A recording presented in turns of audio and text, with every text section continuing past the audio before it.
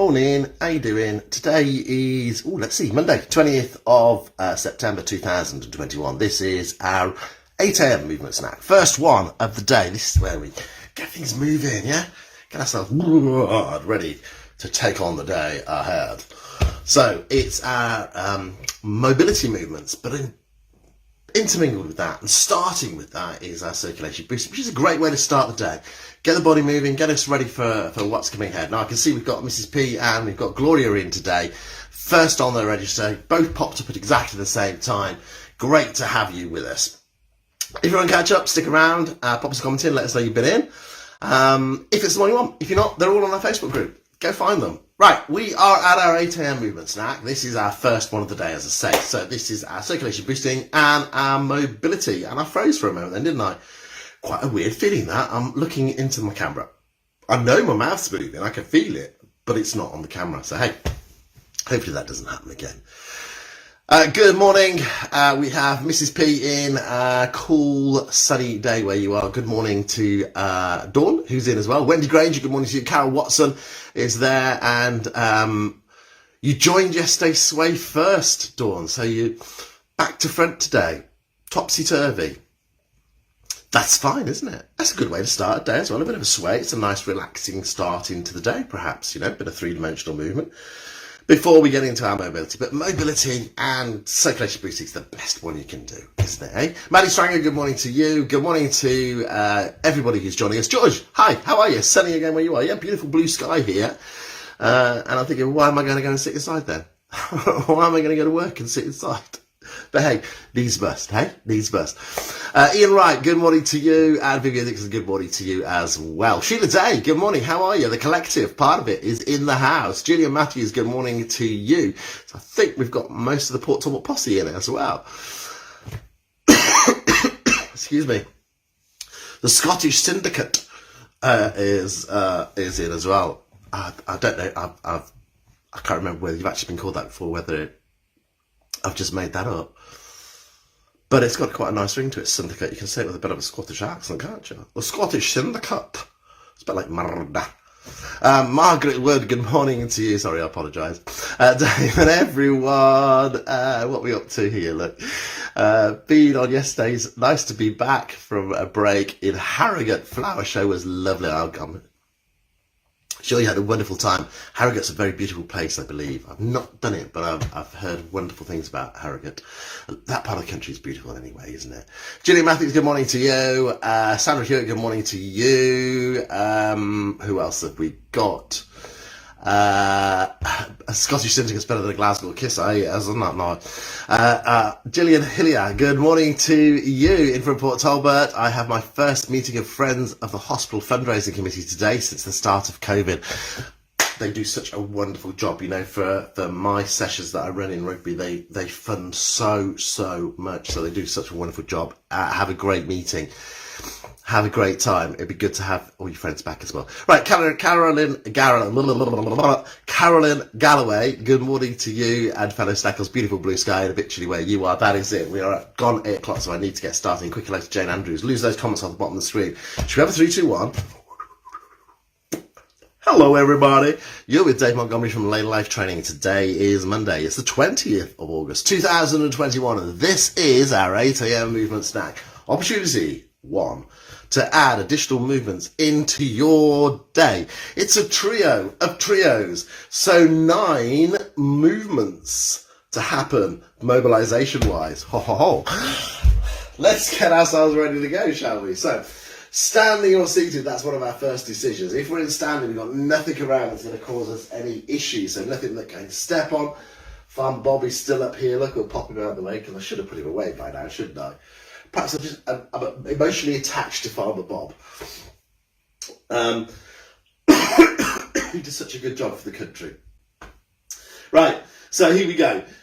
Nothing's going to cause me an issue as far as things on the floor is concerned. I've got my socks on so that I can feel and I can engage with the floor. That is because I'm on a carpeted floor. If you're on a hard floor, sensible, comfortable footwear is what you need. Fixed external support in standing. Remember to have a look at the movement if you're new to it. Decide how you want to do it, whether you want to use support or not. Importantly, as you all remember, these moves are about mobility. So there's times when you may not feel you need support, but have it, because it's about mobility. Get the best mobility out of it. Seated wise, we've got a strong, sturdy chair. Now let's have a look at our posture. In standing, we've got our heels in line with our knees in line with the hips. We lift. We take the shoulders back and down, so we open this rib cage, get more space into that cavity to allow more oxygen in. Seated, we bring the back off the chair, and then it's this active hip walk into the front third of the chair. Get yourself set there, line everything up, shoulders up, back and down, and let's start with our circulation boosting. As always, we start at the bottom, work our way up. It's about controlled, flowing movements that start to get the body moving, start to ask the systems of our body to do a little bit more. So exactly the same in standing, and then to make them more intense, it's bigger, not faster. So here we can come into a march, lifting the foot off the floor, gaining some distance between the floor and the foot, but only a small amount. It's about just getting enough so we can start to point those toes down, get some movement into those ankles. Seated wise, this is a big move, yeah? So, options, back into your heel raise, a toe tap out to the side, or a heel dig in front are your options. Or you stay with your march, see how it feels. Add an arm in as well. In standing, we can see that we've got the ability to really point those toes down towards the floor. Here's our arm in there as well. Now, if you're in standing and not using support, and in seated, we can just change to the other hand. However, if we are using support, we have a hand on the support the whole time. So that means if it's in front of us, firstly, make sure we've got enough room for those knees. Hand comes down, other hand comes off, and away we go. If it's to the side of us, then it's a case of losing the arm. We can keep the march going in little steps, make them smaller, take as many steps as you need to turn to the other side. The hand changed with the other one, so there was always a hand on the support before we bring the other hand off. Finally, in seated and standing, if you feel steady, stable and coordinated, then both arms, both legs together give us the ability to get more of the body moving. So we've got bigger movements because more of it is moving. Here we're asking the heart to beat a little bit faster, we're breathing a little bit heavier so we're getting more oxygen into the body. And we're getting that oxygen around the body to power the muscles. We're warming the muscles, we're warming the joints, and we're loosening the joints, ready for the day ahead. So, about a minute into it, we should have introduced the arms. About 2.5 minutes to 3 minutes into it, we start to make it a little bit smaller, bring it back down into a pause, and we're ready to start with our mobility movements. Starting with our top, so we always start with our top trio. We're talking about our shoulders, so let's have a look at our base of support firstly. Let's get this good base of support set right from the very beginning. So heels outside of our hips, in line with our shoulders and knees softened. Seated, take a good base of support as well. Remember that your sitting bones are your feet, so they stay firmly on the chair. The movement is a lift and a press down. So lift the shoulders towards your ears and actively press them down past where you started. So we get a bigger range of motion as we possibly can. Now slow and controlled. This isn't a race. It's about trying to get the best motion out of it. And you may find that you have one shoulder that's a little bit more mobile than the other one. And there's an ideal opportunity later on to focus on that other one as far as some crowbarring is concerned. So here we go with doing 4 or 5 of those. And once we've done our 4 or 5, take a brief pause and then let's take it into that rotational movement. So we bring the shoulders forward, we bring them up towards the ears, back past our earlobe, and press them down. Sorry. So again, a controlled movement, so we get the best motion possible out of that mobility movement. Now, anywhere where we take our arms away from the shoulders, our arms away from the body, sorry, the shoulders are involved. And again, you might find you have more mobility on one side than the other. So there's your crowbarring look. Isolate that one shoulder, but make sure you keep the other shoulder level so you get the best range of motion into that. And over time, we might find that we increase our range of motion. 4 or 5 of those, take a pause. We're going into our head turn. Now have a quick look at the move first, and then we'll have a talk about balance and stuff. So the movement, so you can see clearly, is here, pause, here. Okay? We're turning the head. So have support available, even if you don't feel you need it. You don't want to feel dizzy, and turning your head can make that happen. Eye line staying level, look. Body staying still. It's just the head that's turning from side to side. And that little pause in the centre gives us the ability to make sure we don't feel any dizziness. But as I say, have some support there, because if you do feel a little bit dizzy, even just a finger touching that support may be enough for the body to say, okay, I know where I am now. I know where I am in relation to everything else. I feel fine. I feel good, as they might say. In your seated position, then your bottom stays firmly on that chair. So you're, again, keeping the body still. It's just the head that's moving. Once you've done your 4 or 5 on each side, remembering that you shouldn't feel any pain, or no more pain if you have pain in your neck normally, take a pause. We're taking it into the movement backwards. So we're going to restack the head onto the top of our spine. So here we are. Eye line staying forward, extra chin coming in. Finger on your chin, and your choices are keeping the fingers on the chin, not pressing them back, pressing the head back, but using it as a guide, or leave the fingers where they are, bringing the head back. So can you see how by keeping the eye lines level, I get that extra chin, but what I also do is I lengthen down here. So I'm not scrunching the neck up, I'm keeping it level, and I'm coming back and forth. 4 or 5 of those is what you're looking for, and we're putting the head back onto the top of the spine, as I say. So that's going to help us to keep the shoulders back, because if the head starts to come forward, it starts to pull everything else forward. It's heavy.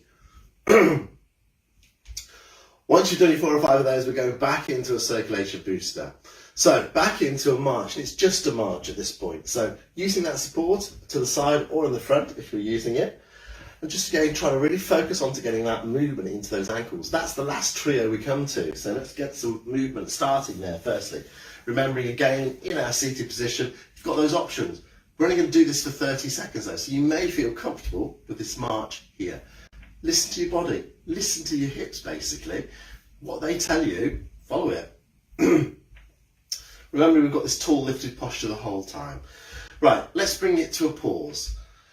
30 seconds is all we really need. Have a look at our posture. Let's have a look at it seated firstly. So, feet about shoulders width still. But remember that our sitting bones are our feet when we're seated. So whereas anything we do now, the feet stay firmly on the floor, the bottom stays firmly on this chair. There's no lifting of the buttock from one side to the other.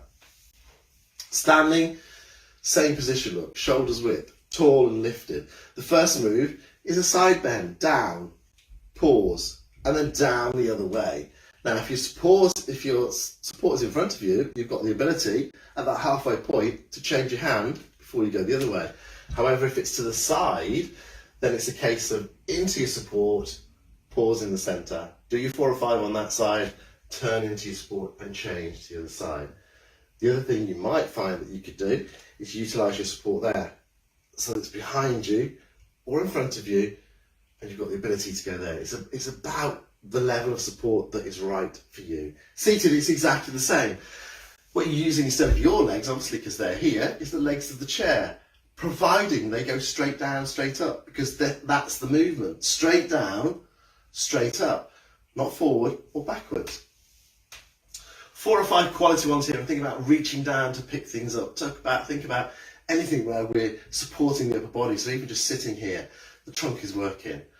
Once you've done your 4 or 5, each side, take a pause, and we'll take it into our trunk twist. So again, same base of support, same lifted position.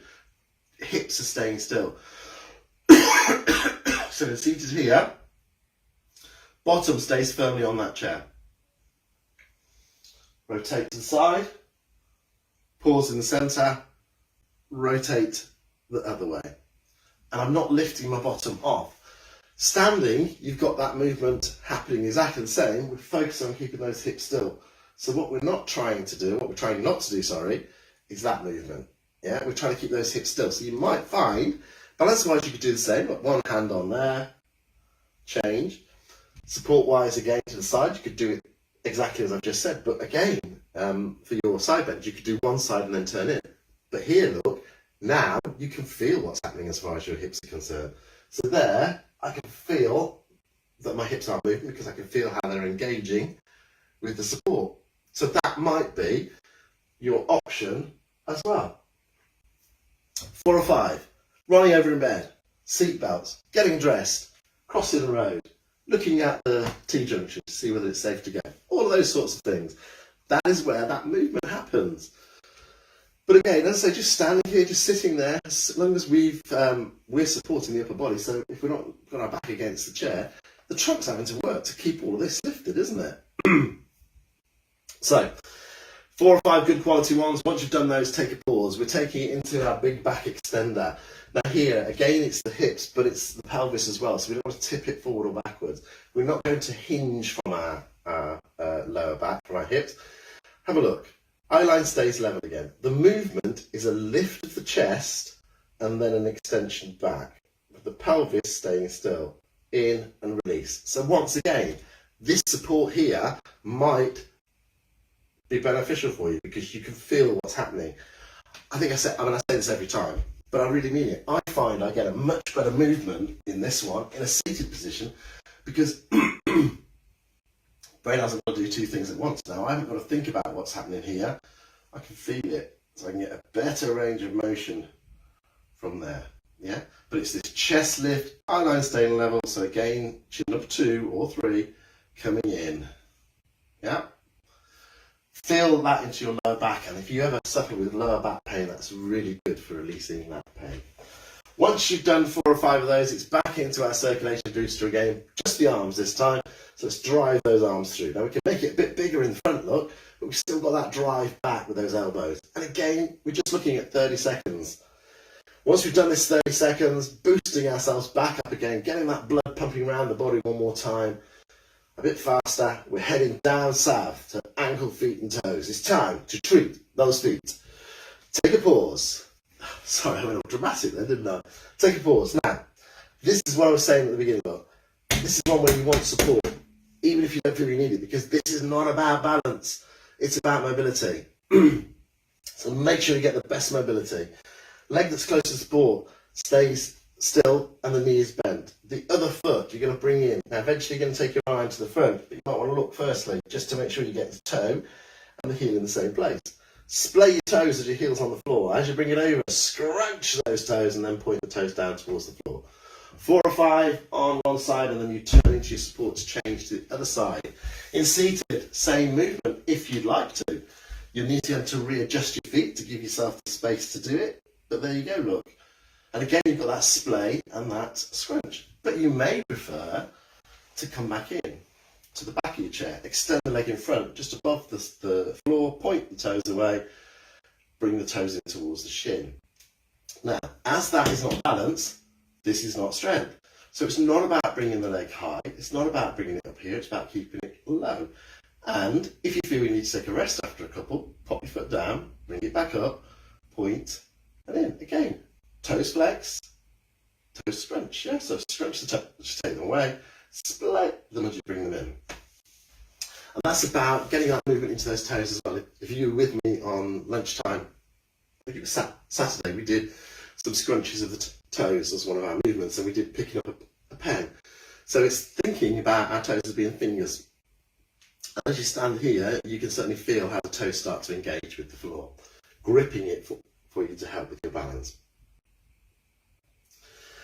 That movement of heel toe is here, look, in that walk. So if you take yourself into your walking motion, there is your heel toe action in its everyday use. There we go, that is it. That is your 8 a.m. movement snack for this Monday, the 20th of September 2021. Go forth and crowbar, in the words of a famous song. And it's gone out of my head now. But in the words of a famous song, let me try and think of the tune again. Slip sliding away. Know that one? Slip sliding away. So in the words of that, go crowbarring away, off into your day. crowbar away for the rest of the day. I will see you tomorrow morning at 8 a.m. Have a wonderful day, everybody, and I'll see you real soon. Take care. Toodle pips.